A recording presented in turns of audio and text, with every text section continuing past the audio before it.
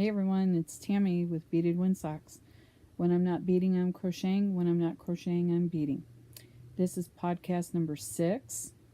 It is Saturday, right before Memorial Day weekend. And all I have for you today is in the yarn section. No beads today.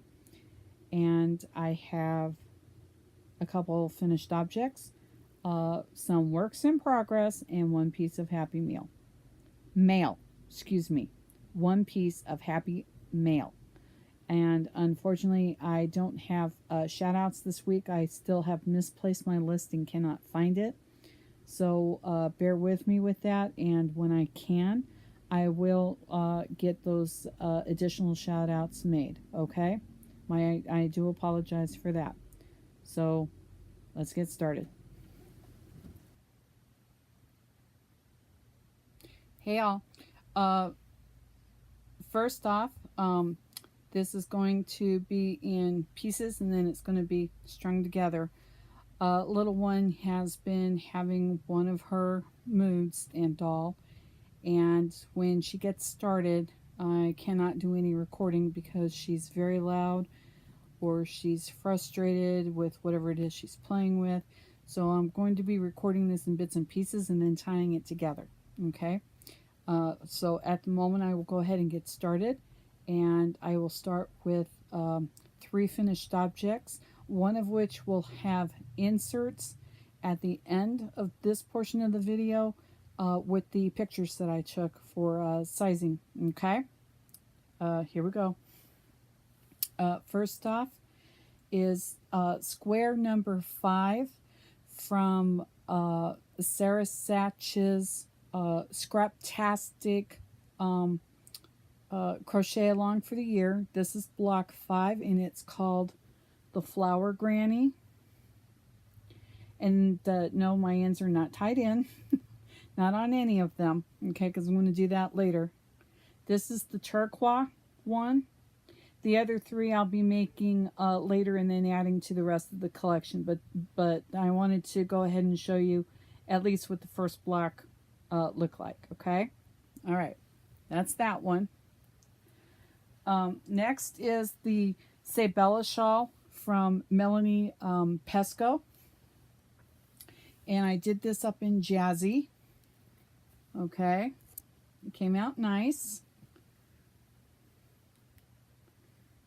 but at the same time for me it also came out a little small for me. And this is one skein. This is one complete skein. And this is what was left of it. Okay. Now, when I did mine, I, well, first off, there's the progress keeper as to where I was at when I showed you the first time. And then this is it. It's completed with one skein. Okay. And like always, I just don't stop to take care of my ends until later when I've got multiple projects that actually need them.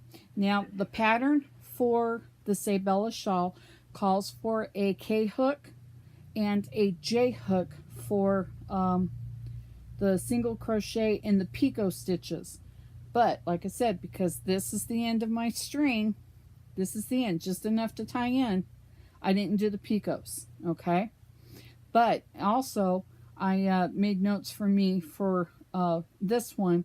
I actually did it in a J hook with an I hook for the single crochets that I did. And that's the reason why I have just that much left over. Okay. So this one came out nice. I like it. So when I make this one again, big enough for me, I'll need 2 skeins of the Red Heart Super Saver ombre. This one was Jazzy. I'm going to need 2 violets when I do this one up again because I absolutely do like this one. I love it. And now that I've shown you the progress keeper from the first and the second, showing it complete, I will now take that out. Okay. This came out nice, Melanie. I really do like it. I really do like it. But I am going to go ahead and do it again with the J and the I hook as opposed to the K and the J hook because I like my stitches just a little bit smaller, but then needing two skeins, it'll come out nice. Okay, put that over there. All right, in the last video I told you that I was working on my own pattern design, and I got it completed. I have not written up the pattern yet. That is still in the works, because the last time I made excuse me excuse me, the last time I designed something, I wrote the notes down as I went, where with this one I did not. So I'm going back to look at it in order to see what I did where, since it's such an easy pattern and all. Okay, now this took one cake of mandala yarn. This one is, again, the Woolies, and it's called Hades. Okay, and I have to say, I was very intrigued by the way this one turned out shape-wise. Excuse me again. Okay, and again, it also looks like it's meshed until I get it washed. So this is the before it's washed preview. Okay, there's the point. Okay, and then here's one end, and see how it goes up like a wing, like an actual wing. Okay, same way on the other side. Okay, it goes up like a wing, and like I said, I will post in here pictures that I took so that you can see the overall shape. All right, now when I got done, when I got to the end of the cake, this is all I had left over right here. I haven't weaved in the end yet, so therefore you're getting to see that's it right there. That's all of it. That's what's left of the cake. Okay, now once this is washed, I expect the fibers will relax and fan out. Okay, but this is what it looks like before it's washed. And I did write down dimensions for this, from one wingtip to the center, and from the center down to the point. I did write out, I actually took the pictures of the measurements, and that's what you'll see in the insert right here at this point.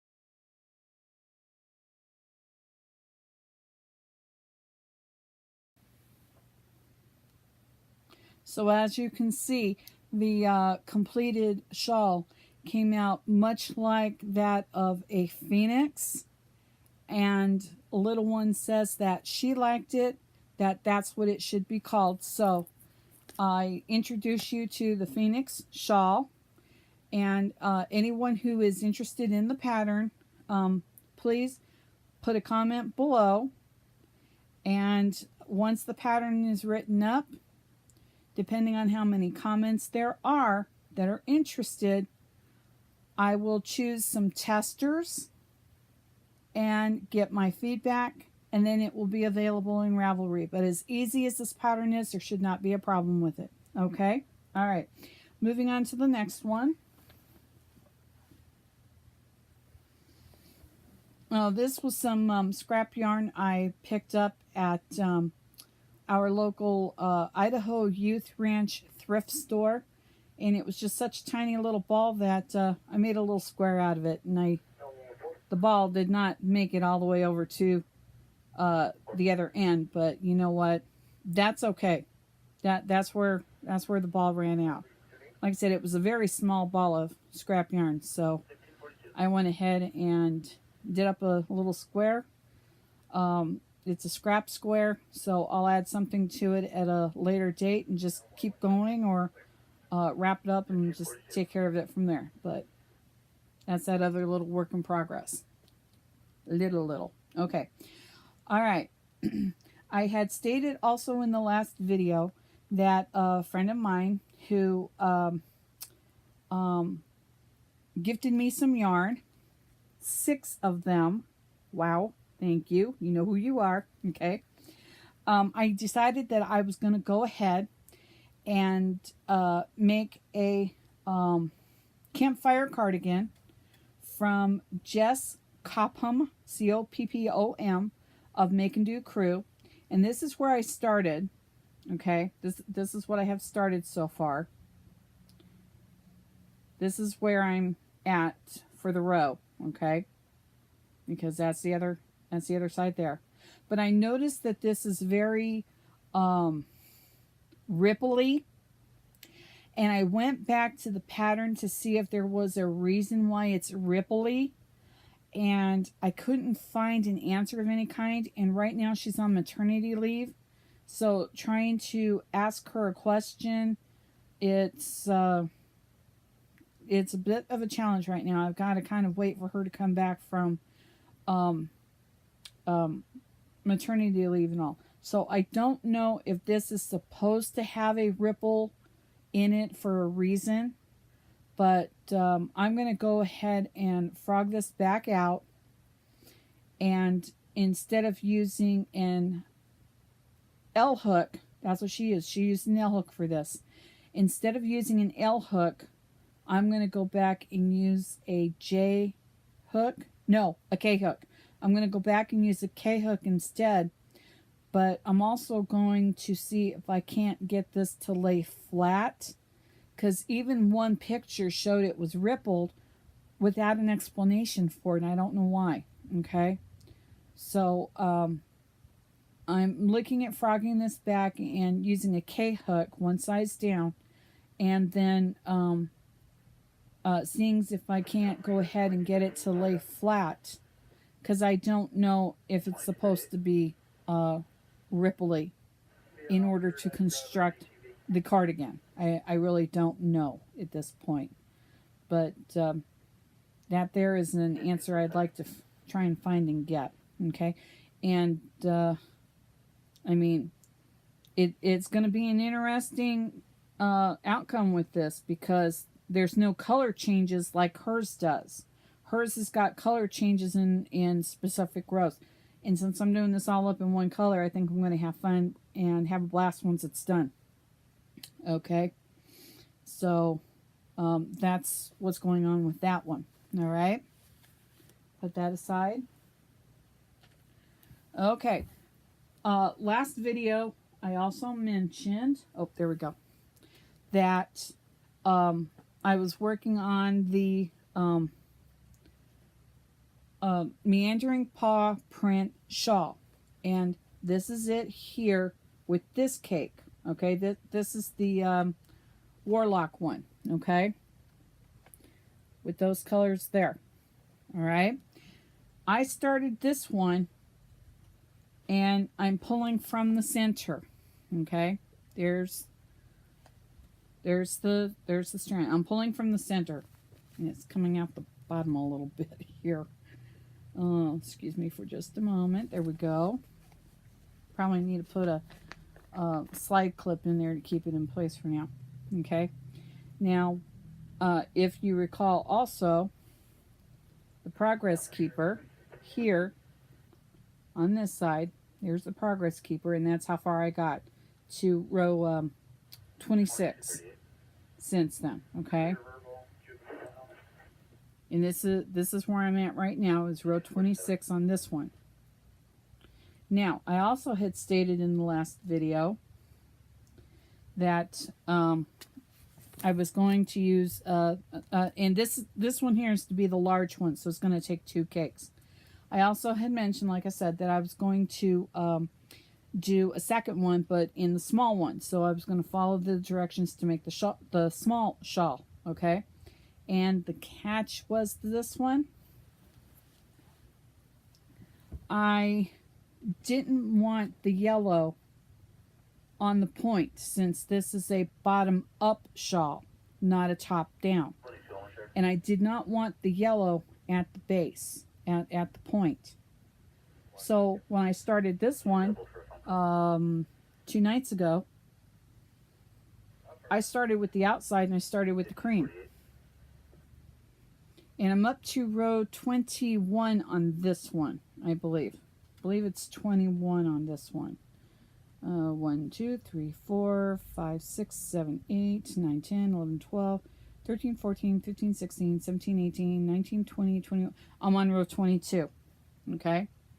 And yeah, I've noticed that it's curling as I do this. So it will seriously need to be blocked. Okay. But like I said, I wanted the yellow at the top of the shawl, not at the point. So I'm actually working this one from the cake from the outside in. I'm working the cake in reverse, working from the outside in. So that's where I'm at with this one, and I'm going to see about trying to do these both simultaneously. So that's going to be my challenge for me to see if I can pull it off. Okay. All right. The other work in progress was the Cakes to the Tango shawl. Here is where I am at with that one since the Progress Keeper. Remember the Progress Keeper? Upside down. That's how much I've gotten. That's how much I've worked on it since then.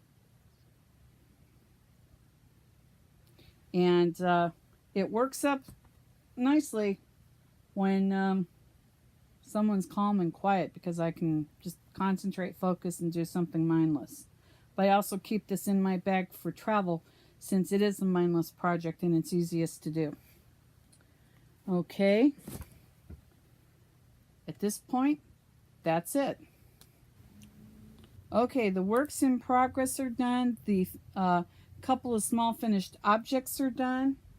And I have a little bit of Happy Mail to share. Oh, sorry. This Happy Mail came from Snappy Tots, Heidi, and it was part of her duck run for spring. And it is so sweet. I'm getting ready to open it now. I received it on Monday, but she asked us not to share until the 24th. Well, we're at the 24th, so now it's time to share what my little duck might look like. Oh. Okay. Shh. Oh, and there it is. There's my little duck. Thank you, Heidi. I'll be happy to share him and add him to the other one I got back at Christmas. Yes, thank you. I received some other things, but under requested information is that only if you got yourself a duck do you get to know what else is in the bag. Sorry, those are the rules, okay? But I at least wanted to share the duck with you guys. Okay? All right.